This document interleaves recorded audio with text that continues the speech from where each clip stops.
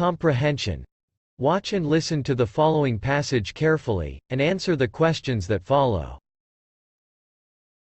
Governments have traditionally equated economic progress with steel mills and cement factories. While urban centers thrive, and city dwellers get rich, hundreds of millions of farmers remain mired in poverty. However, fears of food shortages, a rethinking of anti-poverty priorities, and the crushing recession in 2008, are causing a dramatic shift in world economic policy, in favor of greater support for agriculture. The last time when the world's farmers felt such love was in the 1970s. At that time, as food prices spiked, there was facing a crisis, in which the planet was simply unable to produce enough grain and meat for an expanding population. Governments across the developing world, and international aid organizations, plowed investment into agriculture in the early 1970s, while technological breakthroughs, like high-yield strains of important food crops, boosted production. The result was the Green Revolution, and food production exploded. But the Green Revolution became a victim of its own success. Food prices plunged by some 60% by the late 1980s, from their peak in the mid-1970s.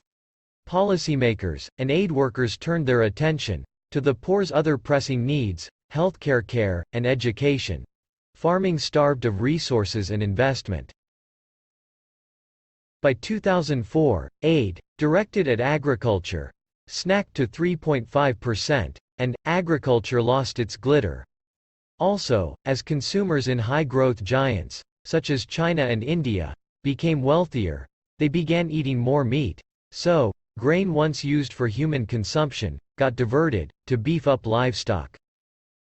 By early 2008, panicked buying by importing countries, and restrictions slapped on grain exports by some big producers, helped drive prices up to heights not seen for 3 decades. Making matters worse, land and resources got reallocated to produce cash crops, such as biofuels, and the result was that voluminous reserves of grain evaporated. Protests broke out across the emerging world, and fierce food riots toppled governments. This spurred global leaders into action. This made them aware that food security is one of the fundamental issues in the world that has to be dealt with in order to maintain administrative and political stability.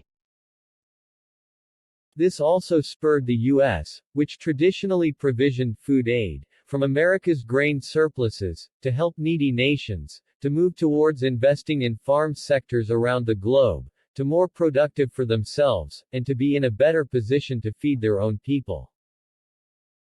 Africa, which missed out on the first Green Revolution due to poor policy and limited resources, also witnessed a change.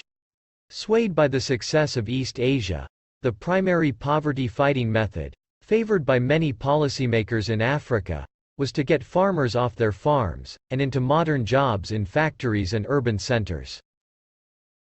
But that strategy proved to be highly insufficient. Income levels in the countryside badly trailed those in cities, while the FAO estimated that the number of poor going hungry in 2009 reached an all-time high, at more than 1 billion. In India, on the other hand, with only 40% of its farmland irrigated, entire economic boom currently underway is held hostage by the unpredictable monsoon. With much of India's farming areas suffering from drought this year, the government will have a difficult time meeting its economic growth targets. In a report, Goldman Sachs predicted that, if this year too receives weak rains, it could cause agriculture to contract by 2% this fiscal year, making the government's 7% GDP growth target look a bit rich. Another green revolution is the need of the hour, and to make it a reality, the global community still has much back-breaking farm work to do.